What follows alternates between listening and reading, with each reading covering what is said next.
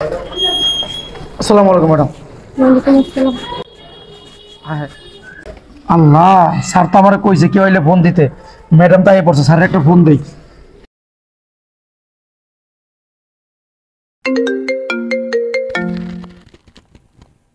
এই দেখো তো তোমার ফোন বাজতেছে। স্যার ফোনটা ধরেন, দোহাই লাগে। কি তোমার ফোন বাজতেছে। ইসিরে ফোনটা ধরতেছে না স্যার গো। কে ফোন দিছে? দারোয়ানের বাচ্চা। ধরলে ধরো নাহলে কাইটা দাও। স্যার ফোনটা ধরেন, ফোনটা ধরেন। দারোয়ানের বাচ্চার সময় গোমানি 7 সকালবেলা সেতুর মধ্যে ফোন দিছে। দেখো ফোনটা কাটতে দিল, দেখছো? আর একবার দিই।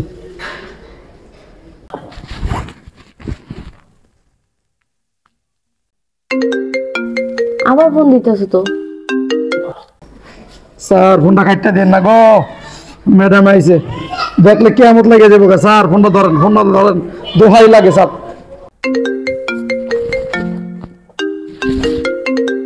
আরে দারোয়ানের বাচ্চা, করেছে খবর আছে। কাটতে না কাট,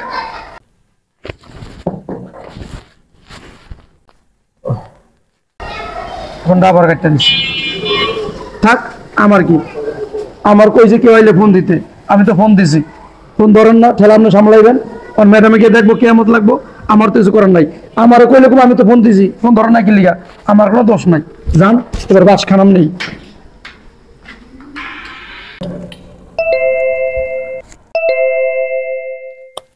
ওই যে দেখো করেন মিল বাজতেছে। মনে হয় দারোয়ানের বাচ্চা আছে। ওর আজকে খবর আছে, কিন্তু আমি আসতেছি। ওর লেগা শান্তিতে কিছু না।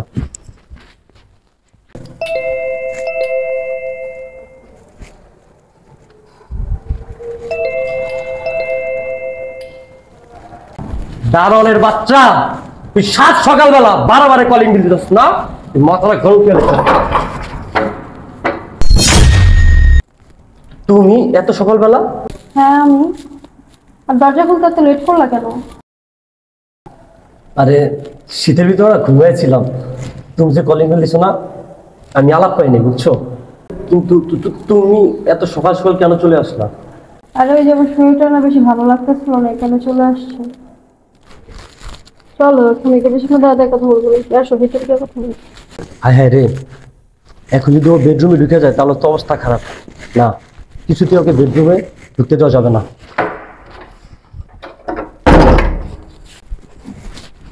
আরে দাঁড়াও দাঁড়াও, যাত্রী কই যাচ্ছ? বললাম না আমার অনেক খারাপ লাগতেছে, বেডরুমে যাচ্ছি একটু ফ্রেশ হয়ে শুবো। আরে 7 সকালবেলা শুইবা? আরে বললাম না ভালো লাগতেছে না, আমার মাথাটা প্রচুর পেন করতেছে বুঝছো। কি? লক্ষ্মী তোমার মাথা ব্যথা করতেছে? যান চলো ওখানে বসি, তুমি আমার হাত ধরে মাথা ব্যথা আমি টিপা দিই, খুব ভালো লাগবে। আর একটা বিষয় আছে, 1 কাপ কফি বানিয়ে দিলে না সব সেরে যাবে। পরে খাবো কফি, পরে কথা বলতে। আর লক্ষ্মী না, তুমি আসো না। শুইতে দাও না, আমার একটু শুয়ে রেস্টের প্রয়োজন আছে ওখানে বুঝছো। বসো। হ্যাঁ তুমি এখানে বসো। হসপিটাল থেকে চলে আসছে। আর লক্ষ্মী তুমি বসো তো এখানে, দেখি দেখি। আরে আর বেডরুমে কি আর শুই আমি? কি বলো লক্ষ্মীটি, তুমি আমার কোলে শুইবা? তুমি আমার 10টা না 5টা না একটা লক্ষ্মী বউ, সারা রাত হসপিটাল ছিল ওর ঘুমা, তুমি আমার কোলে শো, তোমার মাথা টিপা দেখি ভালো লাগবে, দেখো। ফ্রেশ হবো আমি। আর লক্ষ্মী আগে মাথা টিপে দিলে ভালো লাগবে, তারপরে ফ্রেশ হবে বুঝছো। সরো না, আমার আমার রেস্টের দরকার আছে, আমি একটু শুই, ঠান্ডা লাগতেছে অনেক। কিচ্ছু হইব না, তুমি বসো না, এমন করো কেন? ওর যদি এখন ওই বেডরুমে যেতে দিই তাহলে তো আমার সবকিছু ফাঁস হয়ে যাবো। না না না, কিছুতেই বেডরুমে যাইতে দেওয়া যাবে না। কি ব্যাপার জান, ভালো লাগতেছে না? হ্যাঁ পেইনটা একটু কমে গেছে। এই জন্যই বলছি যে তুমি আমার কোলে এসো, দেখবার সব কিছু দূর হয়ে যাবো। কি ব্যাপার আজকে এত ভালোবাসা, এত আদিক্ষেতা দেখাইতেছে, এরকম তো কখনো করে না। ব্যাপারটা কি? কিছু না কিছু নিশ্চয়ই করছে, এই জন্য এমন করতেছে। জানতে হবে ব্যাপার। এই শীত লাগে, দিয়ে আসো না। কি ব্যাপার ওকো, গেট খুলতে গেছে কখনো আসে না? জান একটু ঘুমানোর চেষ্টা করো না, তুমি কত পরিশ্রম করো, আর আমি তোমার স্বামী, তোমার জন্য এতটুকু যদি না করি তাহলে কেমন হলাম স্বামী বলো। জান ঘুমাও ঘুমাও।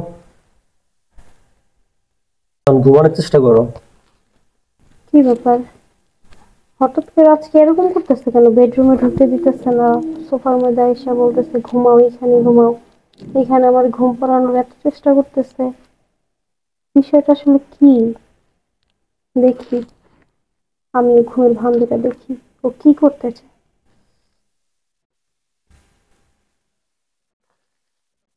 আর হয়তো সে অনেক জাগনা ছিল, তাই ঘুমিয়ে পড়ছে। এই ফাঁকে আমি আমার জানটা বের করে দিই।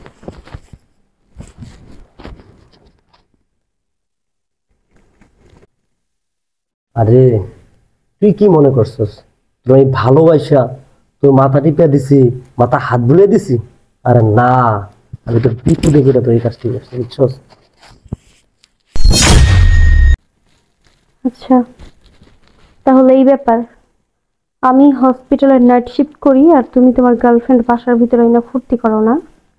হ্যাঁ, আমি বেডরুমে গেলে ধরা খেয়ে যাবা, সেজন্য আমাকে সোফায় ঘুম পাড়ায় গার্লফ্রেন্ডকে বের করার চিন্তা। বের করো। এই ওঠো না। কি হয়েছে? শীতকালে উঠতে পারবো না, আসে তুমি শো। কি? আরে তুমি জানো আমার ওয়াইফ চলে আসছে। কি কি বলতেছো? হ্যাঁ ঠিকই বলতেছ, আমার ওয়াইফ চলে আসছে, তোমার বের করতে হবে। চলো চলো ওঠো ওঠো।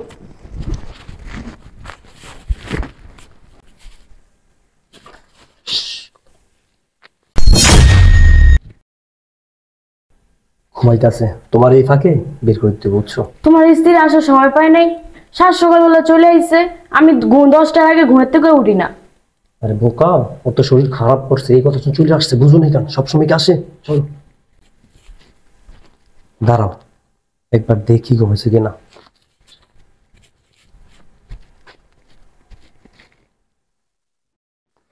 ঘুমিয়ে আছে, চলো বেরাও। দাঁড়াও। আরে তুমি তুমি না ঘুমাইছো? আমি হসপিটালে নাইট শিফটের ডিউটি করি আর তুমি এখানে গার্লফ্রেন্ড নিয়ে সারা রাত ফুর্তি করো না?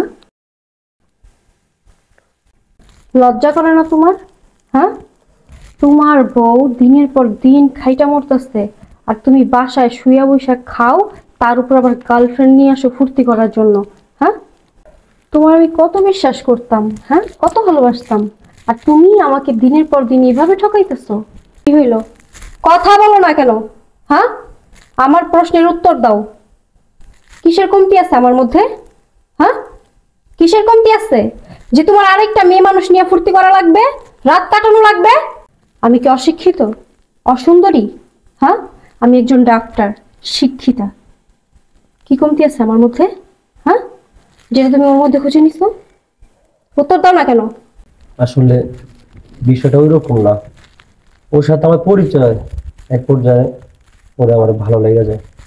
এতই ভালো লেগে যায় যে এই মেয়ে বেড পর্যন্ত চলে আসছে তোমার? হ্যাঁ, দেখো আমার ভুল হয়েছে, তুমি মাফ করে দাও। কি ভুল হইছে? কোনটা ভুল হইছে?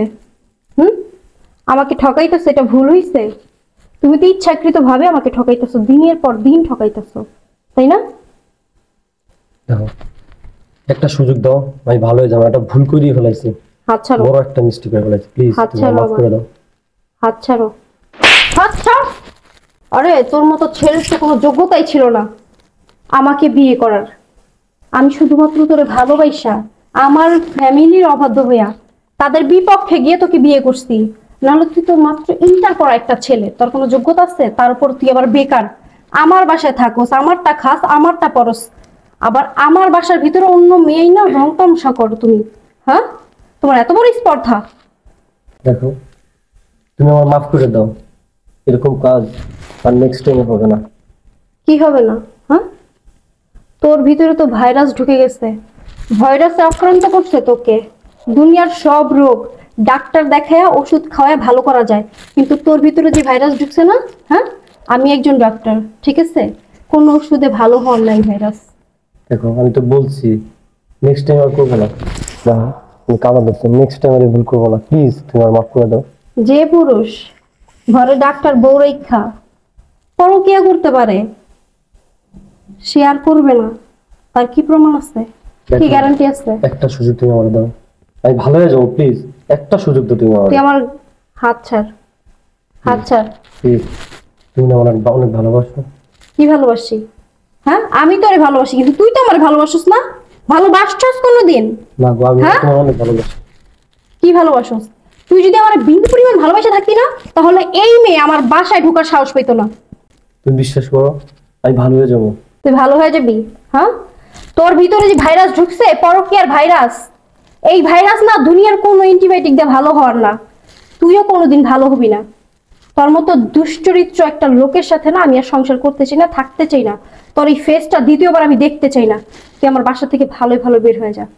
কি বলতেছো? আমি কোথায় যাবো? তুমি মাফ করে দাও, আমি ভুল করেই তো পালাইছি। নেক্সট টাইম আমি করবো না, আমি কথা দিলাম তোমার, আমি নেক্সট টাইম ভুলটা আর করবো না প্লিজ। কোথায় যাবি জানো না? তোর এই গার্লফ্রেন্ডের বাসায় যাবি। সুন্দরী রমণী, এদিকে আয়। মানুষের একটা জিনিস এত ভালো লাগে না? সারা রাত আরেকজনের জামাইয়ের সাথে শুয়ে থাকো বেডরুমে আইসা, বিয়ে ছাড়াই।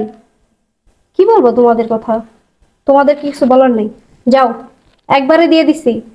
আর লুকায় লুকায় আসতে হবে না, আরেকজনের বাসায় এসে রাত কাটাতে হবে না আরেকজনের হাজবেন্ডের সাথে।